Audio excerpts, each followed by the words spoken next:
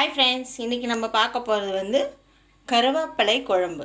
ஓகேவா? அதுக்கு தேவையான பொருள் வந்து லவங்கம் 4, தனியா 2 ஸ்பூன், எள்ளு, வெள்ளை எள்ளு இருந்தாலும் ஓகே, கருப்பு எள்ளு இருந்தாலும் ஓகே, அது 2 ஸ்பூன், வரமிளகாய் 5, ஜீரகம் கொஞ்சம், ஒரு பிடி சுத்தமாக கழுவி வச்சுருக்க கருவேப்பிலை கழுவி சுத்தமாக வச்சுருக்கேன், அது ஒரு பிடி. இந்த பிடி அளவு எடுத்தால் போதும். உங்களுக்கு குழம்பு நிறைய பேர் சாப்பிட்றதா இருந்தால் ஒரு 2 கைப்பிடி போட்டுக்கலாம். எங்கள் 3 ஆளுக்கு இவ்வளோண்டு போடுறோம். 2 சின்ன வெங்காயம்,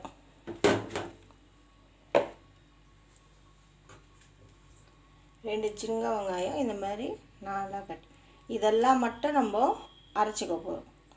அதுக்கப்புறமா தாளிக்கிறதுக்கு கடாயை வச்சு கொஞ்சம் எண்ணெய், கடுகு, வெந்தயம், ஜீரகம் போட்டுட்டு நம்ம அரைச்சி வச்ச விழுதை போட்டுட்டு தாளிச்சிட்டு பூண்டு பற்கள் ஒரு 5-6 தாளிக்கும் போது 5-6 பல் பூண்டு பற்கள் உங்களுக்கு வேணும்னா யூஸ் அப்படியே போடுங்க தாளிக்கிறதுல. இல்லை இதையே நான் அரைச்சிட்றேன்னா அரைச்சிடுங்க, உங்கள் சாய்ஸ் தான். அப்புறம் இஞ்சி பூண்டு பேஸ்ட்டு கொஞ்சம் அந்த விழுதில் போடணும். நான் ஆல்ரெடி இஞ்சி பூண்டு பேஸ்ட் வந்து அரைச்சி வச்சுருக்கேன். அதில் நான் குழம்பு செய்யும் போது உங்களுக்கு நான் காமிக்கிறேன். ஓகே,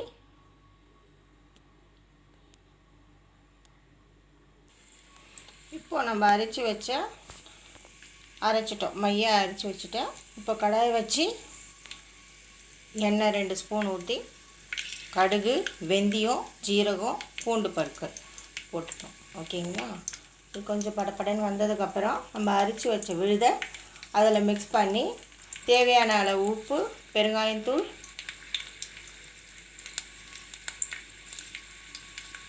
கொஞ்சமாக தண்ணி ஊற்றி, உங்களுக்கு அந்த பச்சை கலர்லேயே இருக்க வேணாம், ஏன்னா கருவேப்பிலை போட்டனால குழம்பு வந்து பச்சை கலரில் இருக்கும். கொஞ்சம் மிளகா போட்டதுனால கலர் மாறி இருக்காது. அதனால் உங்களுக்கு வேணும்னா கரம் மசாலா, மிளகாத்தூள், சாம்பார் பொடி, நீங்கள் சாம்பாருக்கு போடுவீங்கள மிளகாத்தூள், அதை போட்டுக்கலாம் 1 ஸ்பூன். இப்போ அரைச்சி வச்ச விழுதை ஊற்ற போகிறோம். நம்ம அரைச்சி வச்ச விழுதை பொறுமையாக ஊற்றணும்.